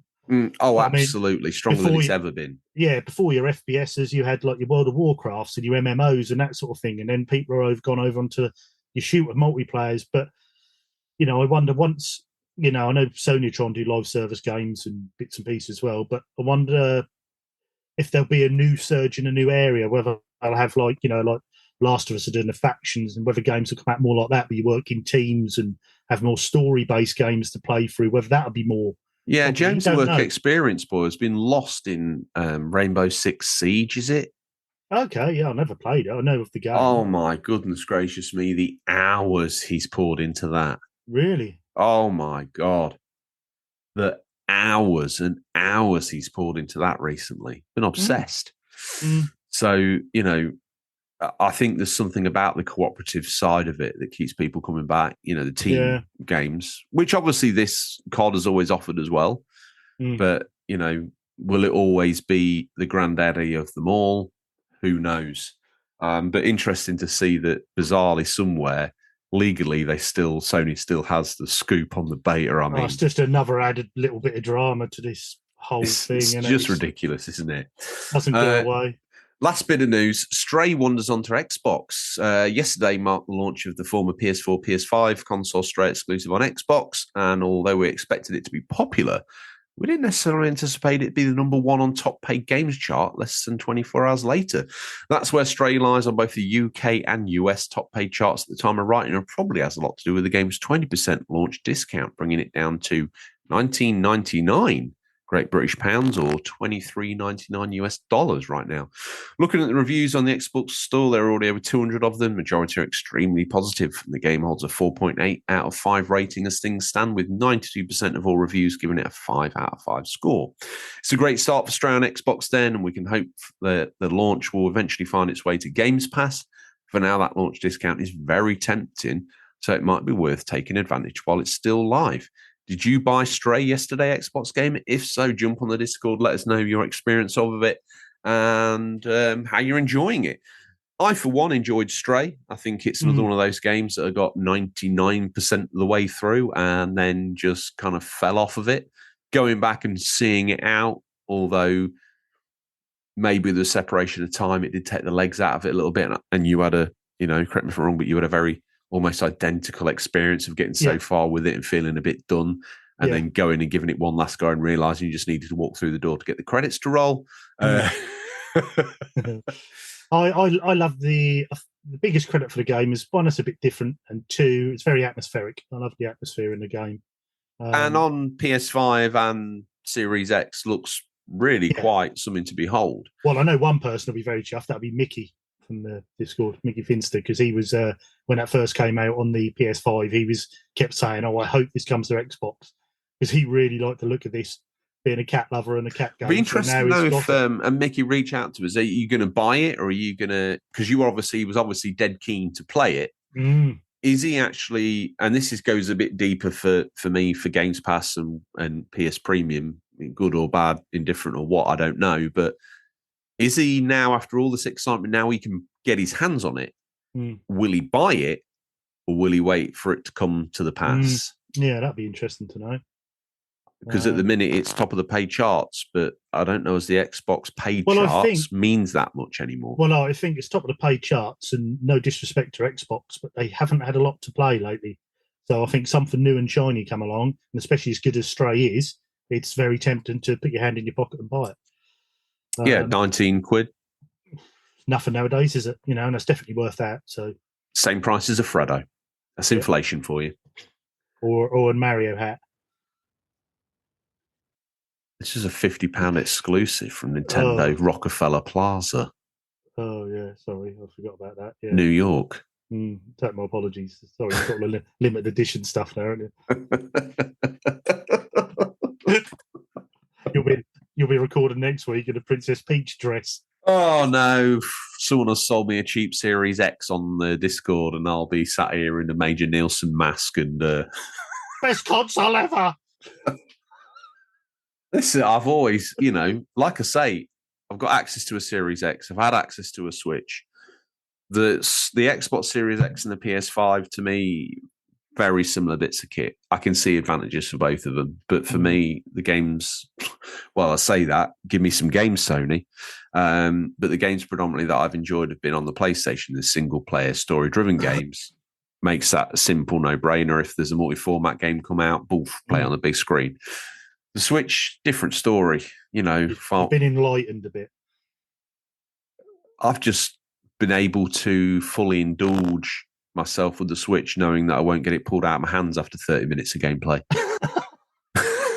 No, this is mine. Get off. So, and that enables you then to obviously, you can go deep on a game then, can't you? And especially being able to take, let's face it, being able to take MLB on the go. Mate, the graphical differences between the PS5 version is it a bit mobile? It's a bit MLB 14 on the PS3, if I'm honest. Right. Seeing as though I've experienced many different formats across 3 different consoles of MLB, that's the closest example I can give to you. It's got some extra little bits on it that make it slightly better than the PS3 version, if the PS3 was getting a copy of MLB 23. But not much. Community corrections. Did we miss out? Are there any community corrections? I've forgotten how my own show... I don't own this. This is not mine. This is yours, listener. Said you're under contract not to say yours anymore. So, first warning. Wow. Yeah. Are there any community corrections? Not as far as I know. I think clean sweep. Flawless victory. So, question to you. Did we miss anything? Do you have an opinion or take on the news we missed? If so, RGT, how would the collected masses get in contact with us and let us know that, George, you wouldn't know a Switch if it was turned upside down, or a PSP had red and right hand side controllers on it? You'd think that's probably what you've been playing, Panyo. What do you know? Well, best place to give George a bit of grief about his new Switch addiction is... And any surplus Switch tap that you've got. Oh, dear me. Don't give up, does he? God. Questions at unofficialcontrollerpodcast.com, or DM us on Instagram or Twitter, or join Discord. Join the Discord. Yeah, I'm not even going to really pump the Discord too much anymore, because I think I think if you overhype something, and I think we're guilty of overhyping the Discord, although, to be honest, it's not overhyped. I'll be honest, it's fantastic. You want to continue the story of the show, that's where to go. It's completely free. I think people become a little bit untrusting. So let's just play it down from now on. It's under the radar. It's where the cool kids go. If you want to find out how to get there, you got to work it out. Price of entry. It's like a secret club now. Yeah. We've given it to you for free for long enough, and it's still free. But I'm not going to make it easy for you to get in anymore. No. It's exclusive, baby. If you just want to a main reason to go in there is just go in there, see George begging for Nintendo Tap, like he was the other day. It's quite amusing. So definitely join just for that reason. You just want to see George's house turn into a Nintendo museum. Join the Discord. The sad thing is, it already was. It's just a bigger one. It's Or now. they're admitting it. It could get worse. I was looking the other day. I've got every boxed Ninty console from the NES up. I think I need a box for this Switch, and that'll make that happen. Do I now set them all up? No. Do I? Eckers like. Oh, and by the way, Nintendo, if you're listening, hurry up and give me 1080 on the N64 expansion pass, please. You promised it, so where is it? Oh, God, you are well in. Pilot Wings, best game ever. Now, mate, don't get me started. Let me tell you. Oh, pull no. up a pew. Sorry, listeners. Sorry. N64 Pilot Wings, what an absolutely great showcase. The analog controller, the 3D rendering, all the good stuff, right? Why did we never get another one? No, true. Very true. Why didn't we get another one?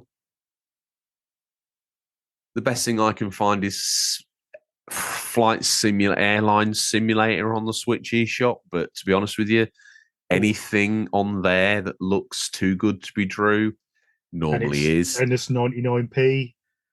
There is some dangerous tat in that eShop. Half of them have been made on Java. The Nintendo seal of quality stands for absolutely nothing these days. I think not that it ever did in terms of game quality. I think all online stores have a bit of guilt to play on that, but when you go for the eShop, you can wade through pages. Mate, I've always mandated that, you know, I can't speak for Xbox, but Sony, especially with those crimes like Black Tiger, curation of paid content for your consumer needs some form of moderation. It needs someone to say, this isn't finished or this isn't good enough. Yeah, this is rubbish.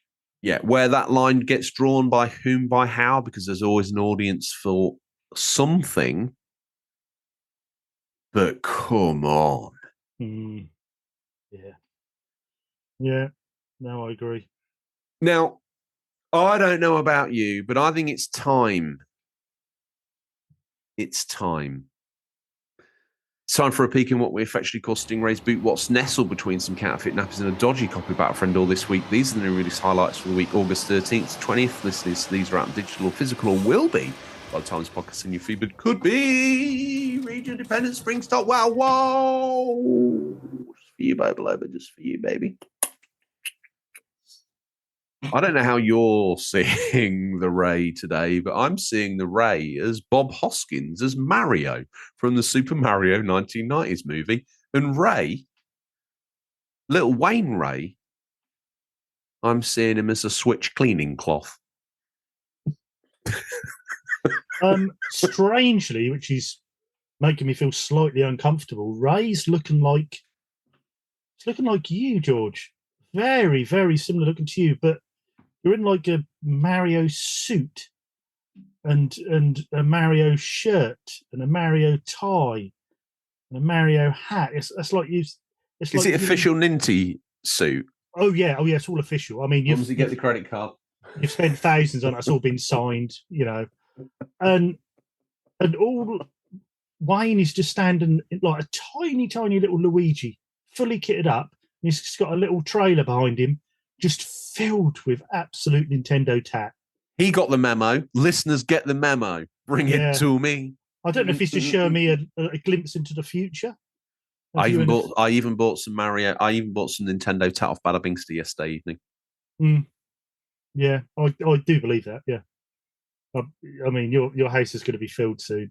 You're going to have every accessory strapped to that Switch. What I like about this, mate, the best thing about the Switch is all the games fit in this tiny little holder. It is the most discreet collection. All the physical game boxes are in the loft.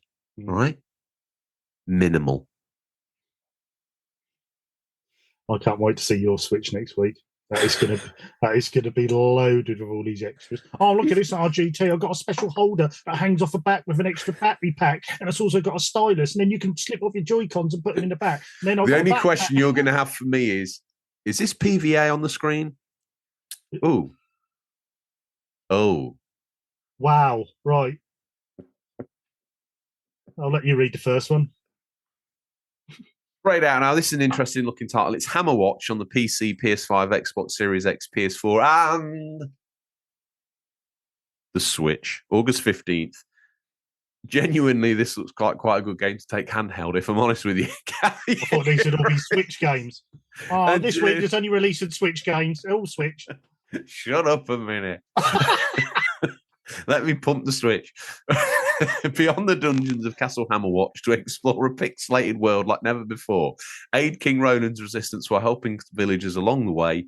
Battle beasts, finish off hordes of the undead, and face the forces of evil.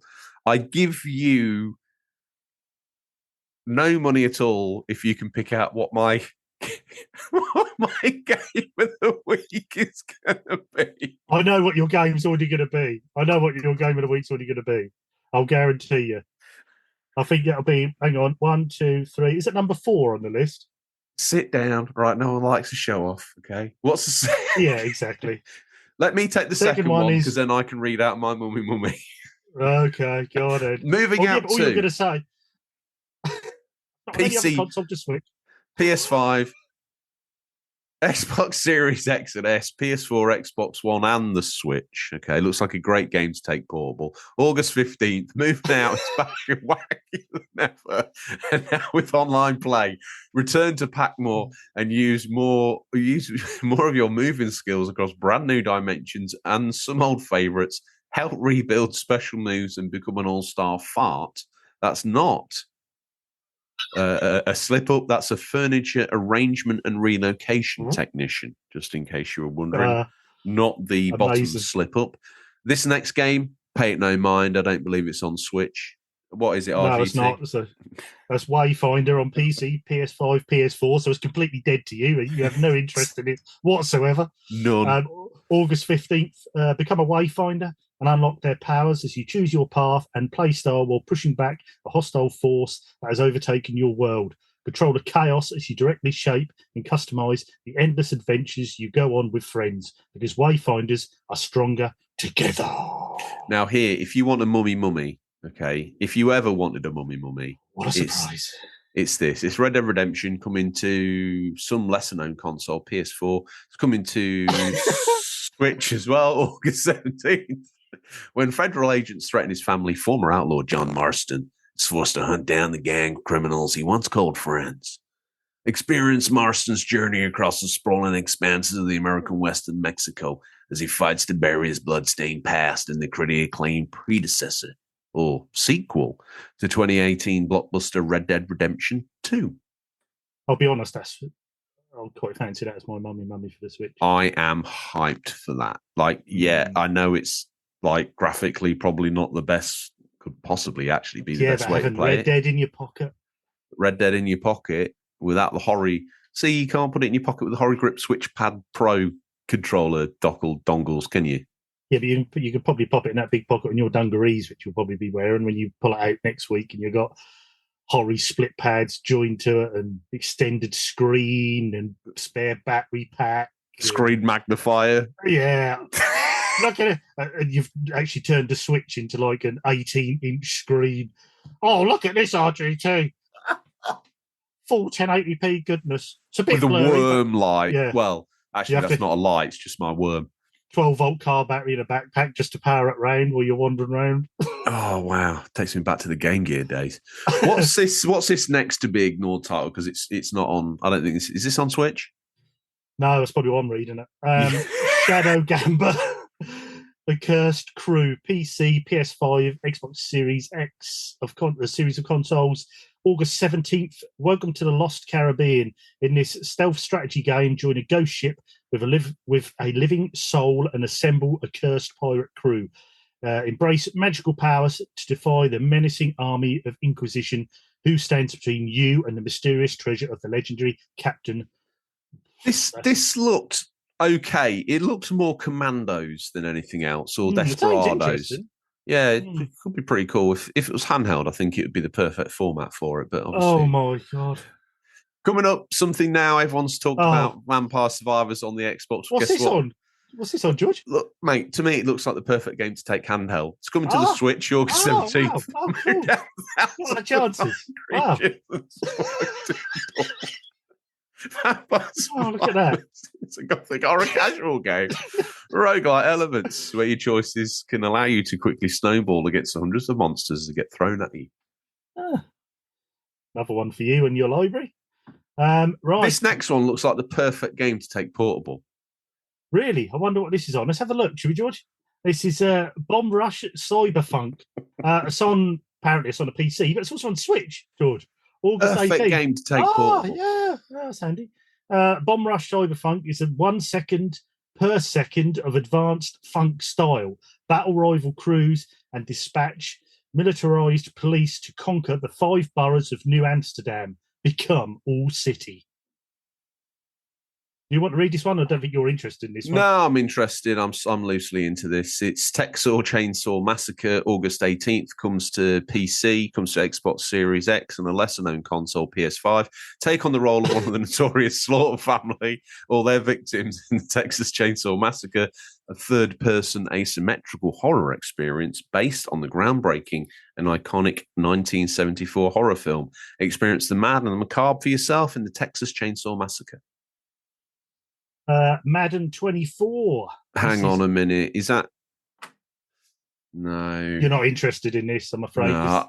Like Madden's snub of the Nintendo Switch to me feels both disingenuous and anti-consumer.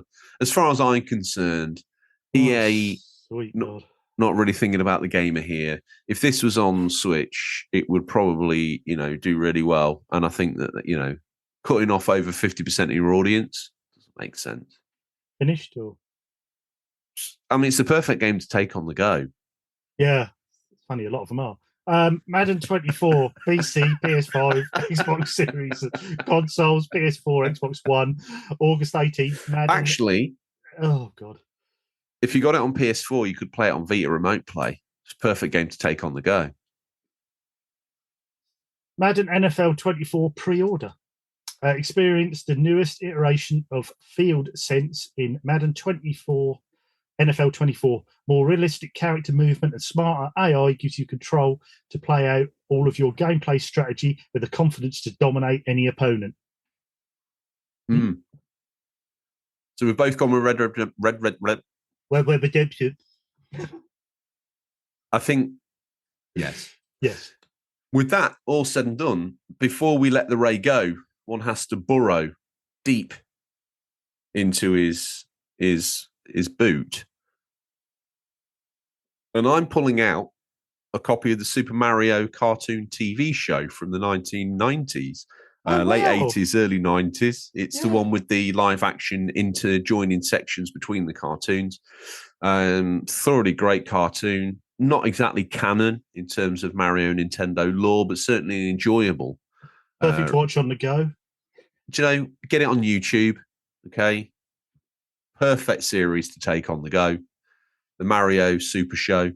I'm surprised you picked something Nintendo, to be honest. That's took me aback a bit, really. Next week, it's going to be Captain N, the Games Master. Yeah, okay, you haven't genuinely probably Nintendo. One of the best cartoons, if I'm honest. But yeah, well, what have you picked? Nothing Nintendo, so you're probably not interested. But no, go Ray, go, just go. Because as I was going through the games, I saw Texas Chainsaw Massacre. I'm going to get the original Texas Chainsaw Massacre out on VHS and get a bucket of popcorn. That's not very family friendly, is it? Is that on the Switch? No, it's not. It's me and Mrs. RGT, and we won't be watching it on a tiny little screen in the middle of the field. We're watching it on a big screen at home. Yeah, well, that's where romance begins, in a field. Probably on a tiny screen. Watch it through the PlayStation 5 because we don't neglect our other consoles when we get a new one. When you've heard how much time I've put in Anno, how can you say that's neglect? Yeah, well, you only played it so it doesn't get upset. You see what I'm playing happened? that because I the can't PS3 say no to sacrificed itself. It did. Notice me. Yeah. Like, no, I'll just I get can't another go one. on. It was my special baby as well. Mm. I still need to get that to Cousin E and get it fixed, if I'm honest with you. With all that said and done, Ray's gone. The only thing left on the coin is a perfect representation of a Mario coin. It's spinning. See a Mario coin and put it in your pocket. Never let it fade away. All of is left here for me is just a cloud of dust and a massive long receipt from my Nintendo store of just tap that you've obviously purchased in the future. Not with real money though, with Mario long. coin. With Mario coin, I've paid $1.99 standard shipping. Gets here next day. Can't argue with that. Thanks, Shigsy.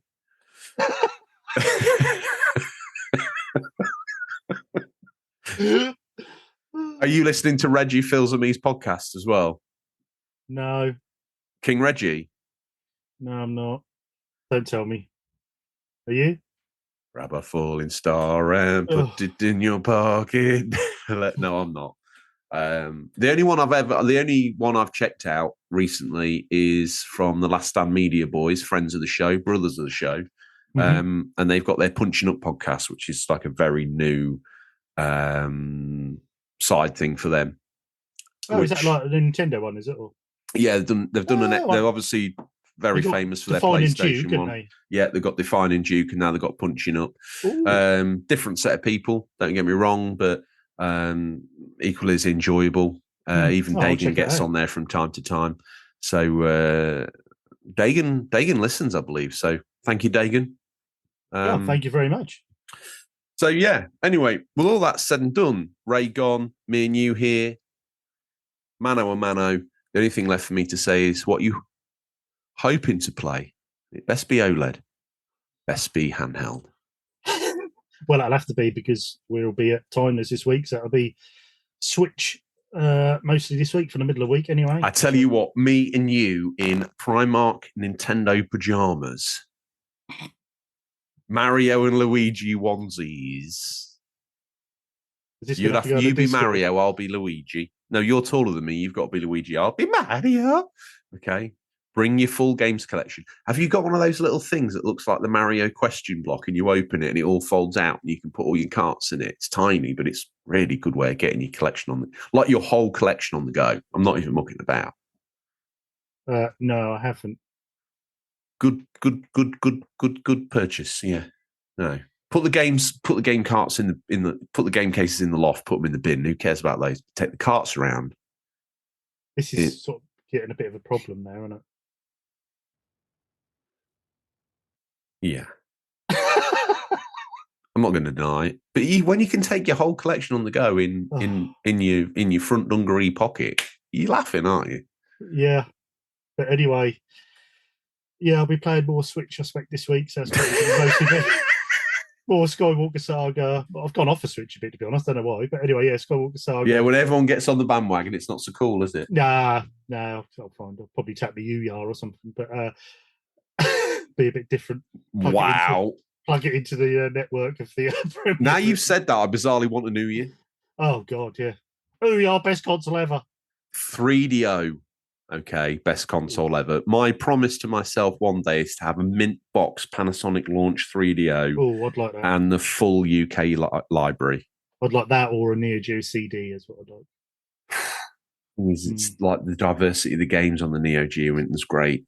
No, you're right. But anyway, we digress. So yeah, I'll be playing more Skywalker Saga, probably a bit more Tears of the Kingdom. I expect me and you'll be playing multiplayer games on our Switches. So no, you'll be watching me narrate The Witcher 3.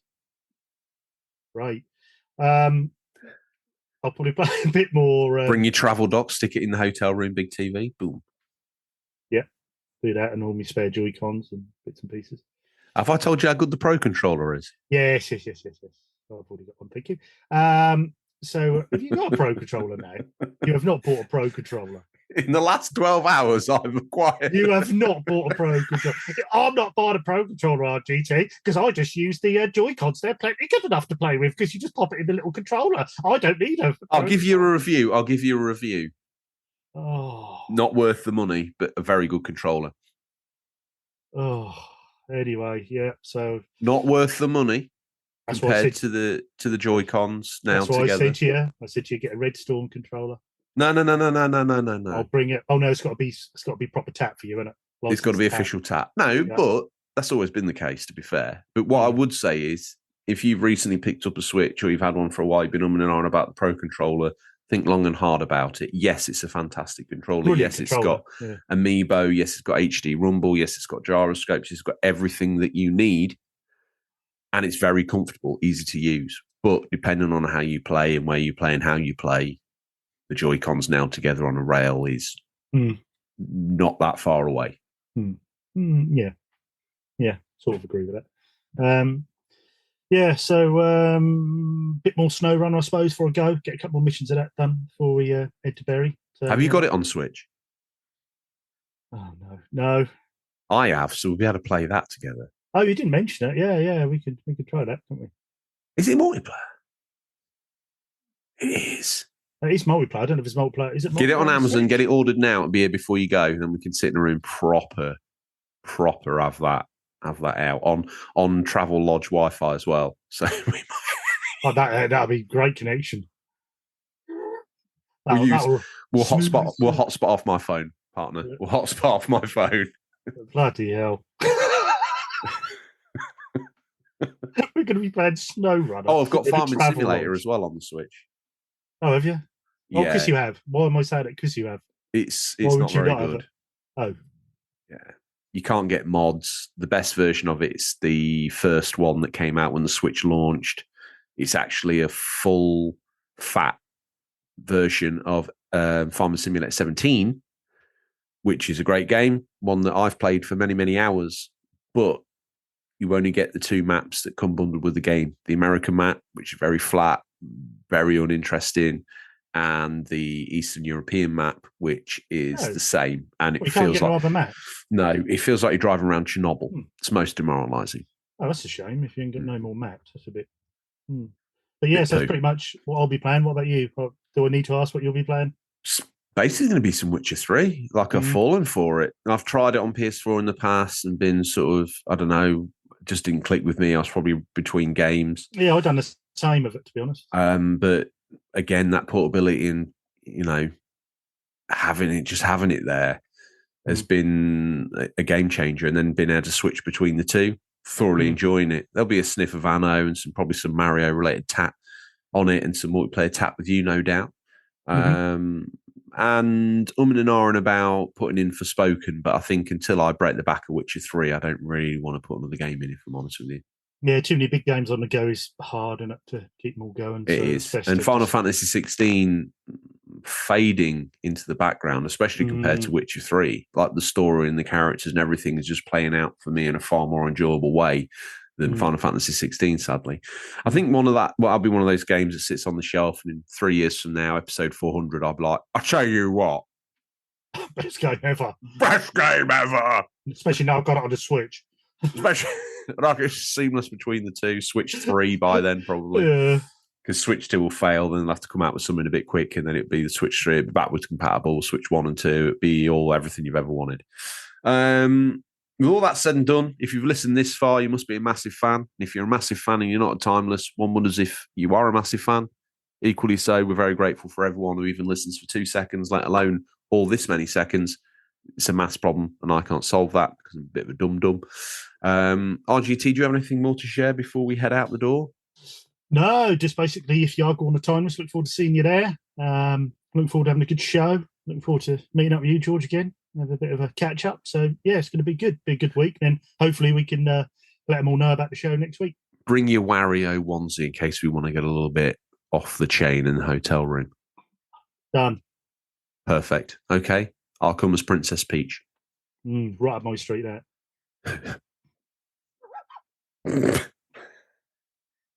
God, we're like giggling teenagers. And that's all we have time for this week. Listeners, as always, thank you for your time. We look forward to the pleasure of speaking to you again next week. Until then, happy gaming. Remember, there's nothing wrong with being given the unofficial controller. It's what you do with it that counts. See you, RGT. Good night, George. It's a me, Mario. Oh, God.